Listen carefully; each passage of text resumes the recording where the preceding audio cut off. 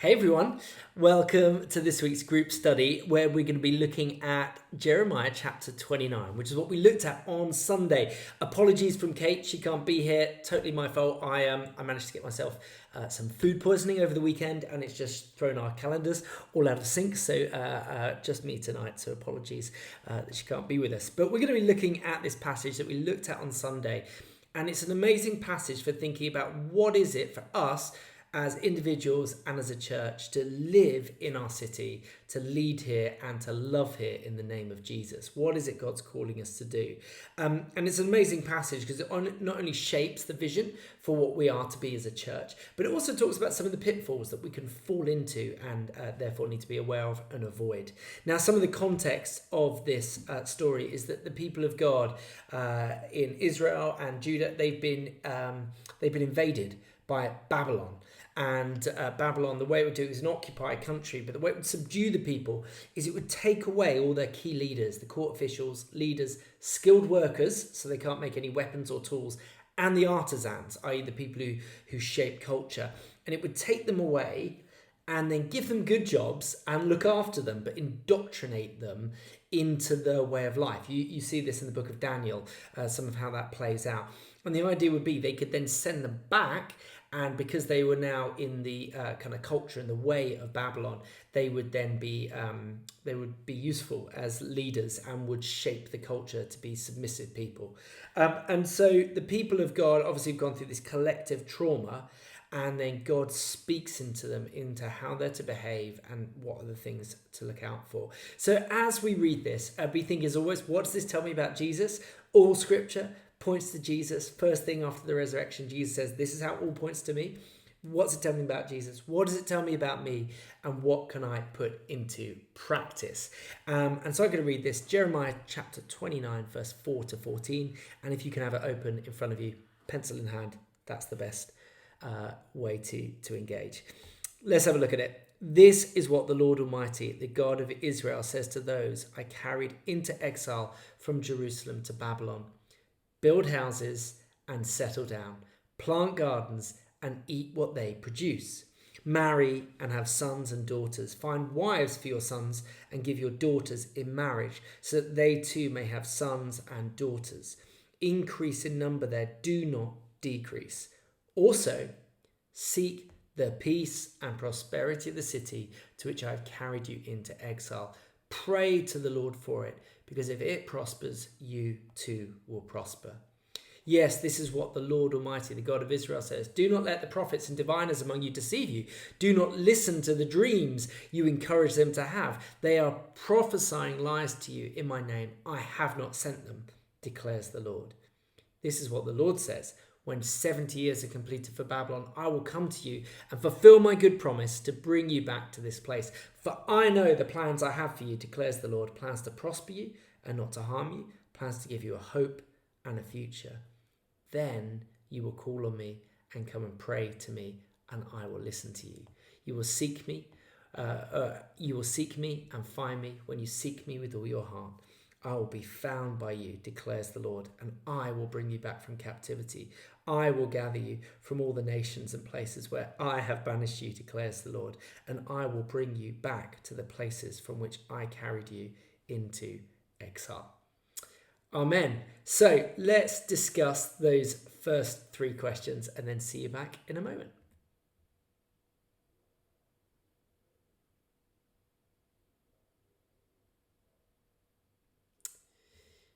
Okay, so let's have a look at it through the lens of what we saw on Sunday. So there are three kind of challenges, and there are three things that God says to do in the face of those challenges. Now, one of the problems that people had is they basically were listening to these prophets saying, it's really bad, but it's going to get better. Don't worry, it'll pass and things will go back to the way they used to be. And actually, God says to them, actually, no, this isn't temporary. This is going to last for quite a long time. So they'd fallen into denial and therefore fallen into passivity. And they basically had kind of given up working, given up getting married, given up making babies, given up kind of having a vision for their lives. And God says this, build houses, settle down, plant gardens, and eat what they produce. This is to settle down. Unpack your bags. Don't be a tourist. Change your billing address. You're here for good, like for now, as we'll see in a moment. But decorate, have children. And this is the amazing thing. He says, not only don't just think about today, not even don't just think about tomorrow. Think generationally. This picture of marry, have sons and daughters, find wives to your sons, and give your daughters in marriage. That's another picture of expanding, because there was this practice that back in that day where you would let your daughters and probably sons get married, but you wouldn't give them away in marriage, and they were still part of your family, so kind of in your thing. And actually he says, no, give them away so they can start their own families that are related to you, but separate and independent. That's the leaving and cleaving that Jesus talks about and God speaks about in Genesis. But so they too may have sons and daughters. So it's this big picture, increase in number there, and do not decrease. And this can be really challenging because often when challenges come to us, our calling is one of the first things that can go. But actually, you can draw this straight back. In Genesis, the call was to multiply. And here in Jeremiah, in the middle of the crisis, the same calling is given to us. It doesn't matter what challenging you're facing. The call that God has on you doesn't change. It's in the midst of the crisis that he says to plant. And for us, that means being here in the city. Don't live with one foot out the door, even if you're only here for a season. Maybe you're here 3 years to study, or 5 years with a job, or maybe you're going to be here long term. But he says, don't live like a tourist. Make friends, love your neighbours, build a life for yourself here. So we do that as individuals, but also as a church. We live here. We seek to love and serve our city. But also the other thing we've been called to as a church is church planting. And on Sunday, if you weren't there on Sunday, do go and watch the talk. But we looked at this amazing thing that God has done through us, that as a church, we have planted 10 churches. And then of those 10 churches, some of those have then planted 6 of those. And then even one of those have then planted another church. So we are now great grandparents as church planters. And no, grandparents. Yes, we're grandparents. HDB is a great grandparent of that. Oh, I've lost track. But there's been a lot of church planting, and that's one of the ways that we seek to live in our city, because we can't serve our city just from St. Peter's. We can't create an opportunity for people to encounter the living God wherever they are across the city, just here. We can invite them, but some people won't come. But also we can't meet the specific needs of neighbourhoods across our city just from St. Peter's. And that's the wonderful thing we're seeing across the church plants, that they're able to specifically meet and engage with the local neighbourhoods. So let's go straight into discussing 2 of those. Where are you doing well at living in the city? And where are you resisting living? Maybe where are you living with one foot out the door? You're kind of playing it cool or cautious.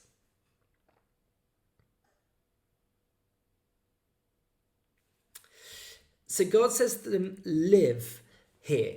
And that's to counter the challenge of denial, of thinking this isn't as bad as it is, or it'll all be over soon, or things will go back to normal. He says, actually, they won't.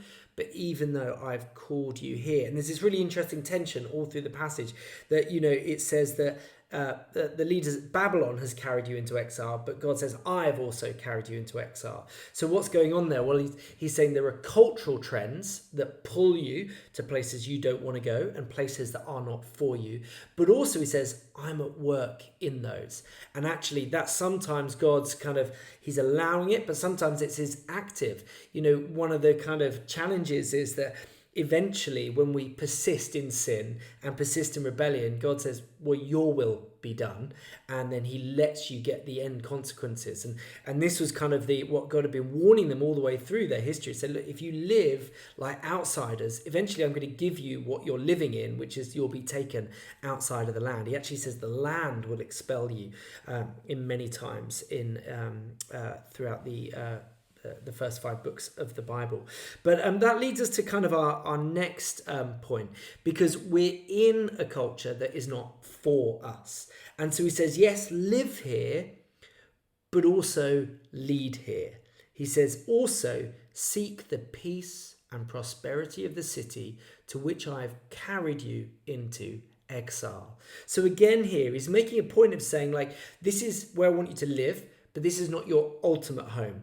There's all the way through the Bible, there's this picture of Christians as exiles, that we're on our way to home, but that doesn't mean we ignore what's going on here. We pray on earth as it is in heaven, because the end vision is not that we'd all be evacuated out, but that God's kingdom would come here and everything, the restoration of all things. So we are to live as exiles, or ambassadors is another theme that the New Testament picks up. But so that means that we don't just go with the flow.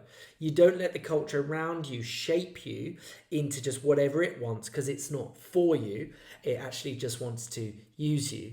And so he says you're going to need to lead, and you need to be intentional about it, because otherwise you'll end up in the wrong place. But this is amazing. He says, look, seek, and that's the leadership bit, to actively position yourself, whether you've got large influence or small influence, public, private, wide focus, or just on one person. Lead in that place and seek the peace and prosperity of the city. Now the word there is shalom, and there is no single English word that can do the breadth of shalom. It's this idea of completeness or soundness, that the welfare of, it's not just spiritual, it's economic, artistic, cultural, emotional, educational, thriving of every aspect of a city. And I'm really astounded by that, because there is this sense that we are called, the priority is sharing the good news of God's love for us, and obviously it overflows from that transformation of society and things like that. But it's not, they're not against each other. He's saying do all of it, seek all of it in your city to which I have carried you into. And this will be really challenging. And it's challenging because of this pattern break. We all rely on patterns and building our lives on patterns and practices. And actually that's the same true for our worship. And they have been taken out of the patterns of worship by taking them away from the temple and taking them into a foreign land, and that's broken down. They don't know where they are. They're losing their identity. For many of us, COVID was that. We got out of the habits of meeting with one another, regular weekly worship, all those kind of things. And actually, it's in those moments we forget who we are. And we don't lead in the way that he's going to show us in the next, but we sort of default to our default. So let's have a look at those. So where is your culture? Maybe that's your friendship group or your workplace or university, actively seeking to form you against the way of Jesus. So where is your culture seeking for you to lead in a way that is not the way Jesus leads? And also, where does the breadth of the command to seek the shalom of the city challenge you?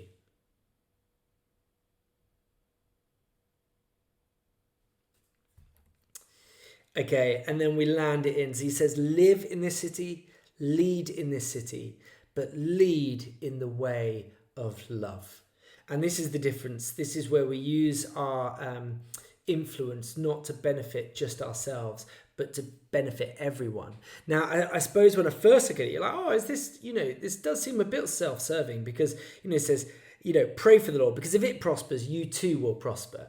But I think actually you can't quite read it like that, because you can't pray for the shalom of people that you don't love.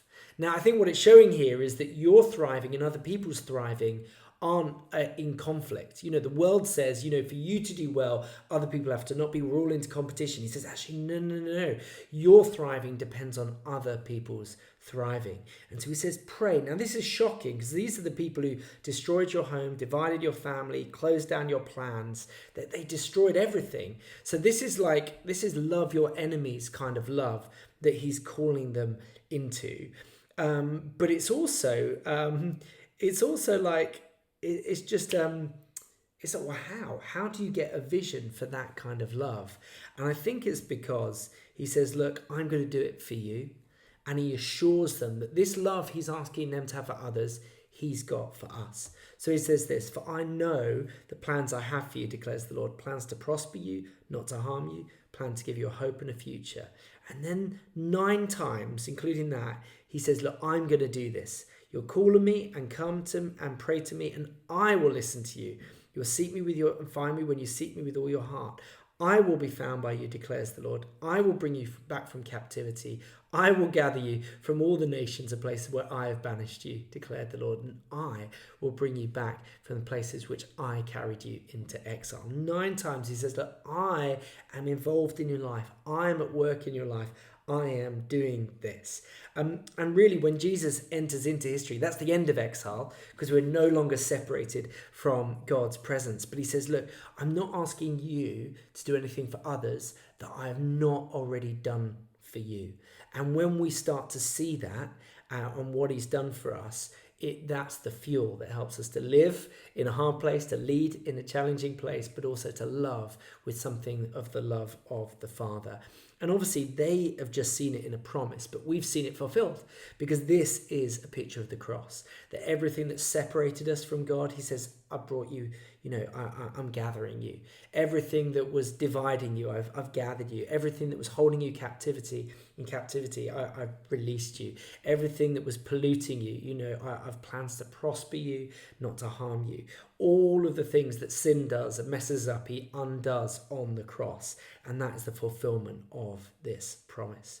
And so just before we pray for each other, I'd love you, this is kind of 2 things. First of all, where has he listed to you? Where has he listened to you? Where has he found you? Where has he gathered you? Where has he restored you? Where has he done all those things in your life? This is a chance just to share very briefly, maybe a bit of your story if others don't know.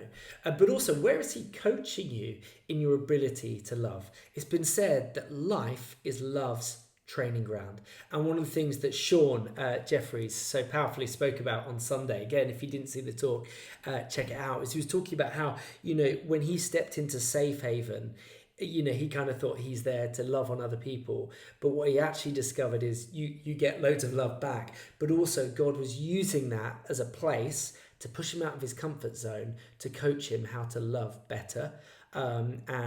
He said it's caused him to be able to love better as a husband, as a father, as a colleague, in all these other different places. So where is God coaching you in your ability to love?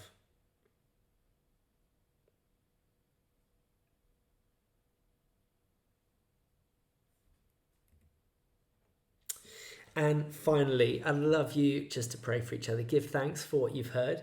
Pray for each other. And this is Vision and Gift Sunday. And really, this is what God is calling us to do into Brighton, to live here in the city, to live here, to invest our lives in the city, but also to lead in Jesus' name, to seek the peace and prosperity of the city. We do that through Alpha, giving people an opportunity to hear about God's love over amazing food. It's Safe Haven, where we create a space for people to find community, again, over amazing food. And we seek to do everything in love, knowing that not only do we want to love others, but as we love them, we encounter God's love, because he's already there.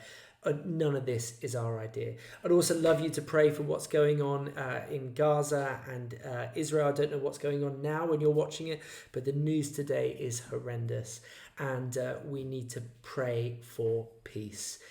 We need to pray for, especially, I think, be aware of people in our city. There's a large Jewish population in our city who will be...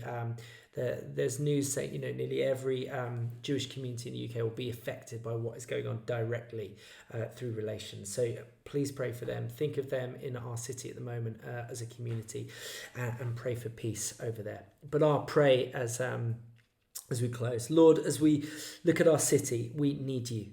And we thank you that you've sent us here to live here, to lead in your name, to love in your name. Lord, we thank you that you have done it for us. You have come, you've made your home in our hearts. And so, Lord, help us to live that out and to share what you've given us with others. In Jesus' name, amen. Amen. Have a great time praying for each other, and see you on Sunday for Vision Sunday Part 2.